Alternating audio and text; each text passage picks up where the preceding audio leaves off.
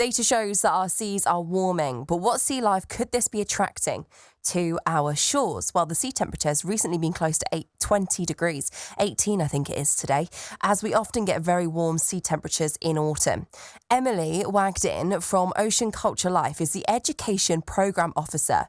And Jessica Myhill asked Emily, what does the rising autumn temperatures mean for our local sea life? And what sea life can we expect to see on our shores?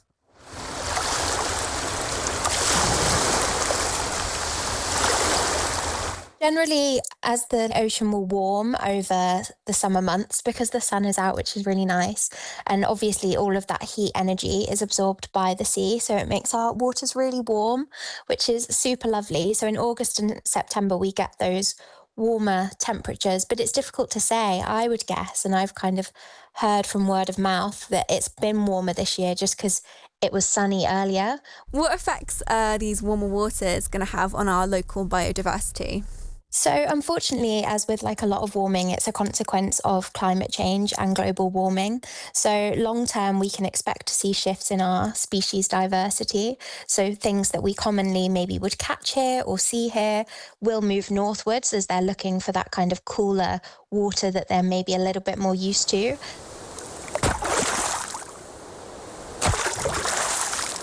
This time of year, we will usually see things that are enjoying the warmer water anyway. So there is expected to be that kind of general fluctuation throughout the year. What will we see less of then? What is going to most likely move away from us into the colder water? So a lot of things, or a lot of the kind of talk, especially within fisheries, because it's obviously a very important area for economy and people's livelihoods, is lobsters and crabs. So we've got European lobster here and then the shanker or the brown crab. And a lot of those, they're kind of on the edge of their range. So they will go as far north as Norway. So down here, where it's a little bit warmer, actually they maybe prefer those cooler temperatures. And if we continue to get higher sea temperatures, they will move further north towards the more kind of middle area of their range, which then maybe will become the edge of their range in the future. Oh, interesting. So lobster might become more rare. What does this warming sea temp mean for, our dolphins, our grey seals and seabirds?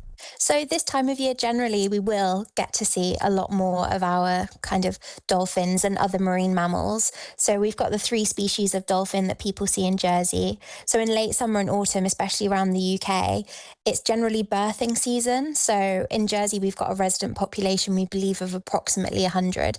So it's potentially, we may have similar kind of life histories here in terms of those bottlenose dolphins giving birth. People may be lucky enough to spot calves, but they also may spot other dolphin species that we have, such as common dolphin and Risso's dolphin, which is super rare. And then also harbour porpoise, which look very much like dolphin, but are in fact porpoise. These warmer waters, have they invited the arrival of any new species into our waters that we can maybe look out for? So we've heard throughout summer really about increases in octopus sightings, especially kind of around Guernsey and into Jersey as well. Currently, actually, Atlantic bluefin tuna are quite relevant. There's been a fair amount of sightings over the past 2 weeks. So if people keep an eye out, they might spot them when they're around Jersey because they're hunting mackerel and demonstrating really impressive jumps out of the water.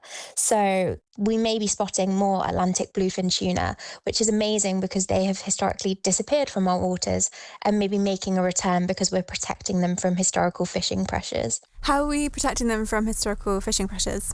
So historically, Atlantic bluefin tuna were quite heavily fished around the UK, but unfortunately, we were fishing so much to the point where we put their population to the brink of collapse. And there are now regulations in place, so you cannot fish Atlantic bluefin tuna. And by stopping that fishing, we've allowed their populations to begin to recover. And whilst they're not at those kind of high numbers that they were historically, we're maybe hopefully seeing that increase in their population.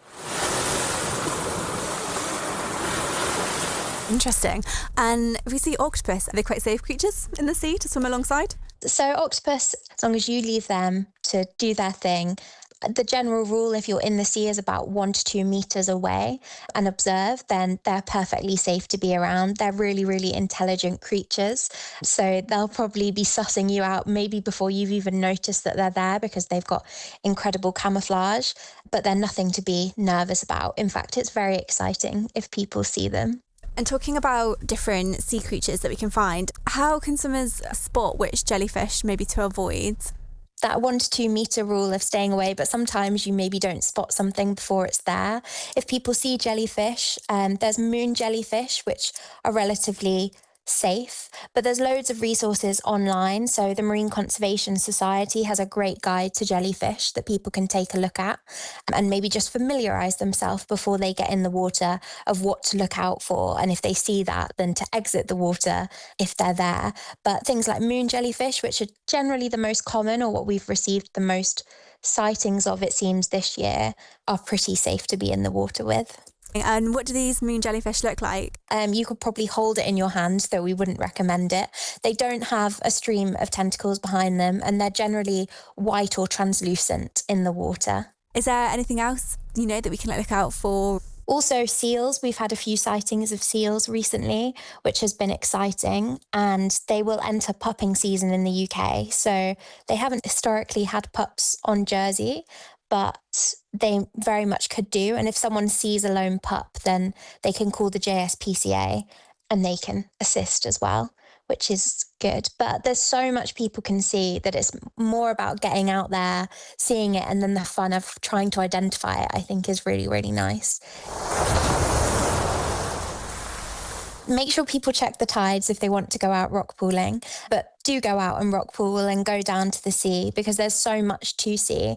And I think that more connection we have to nature, it can be really great for our mental and physical health. But the more we have that connection to it, the more that we can see some of those changes.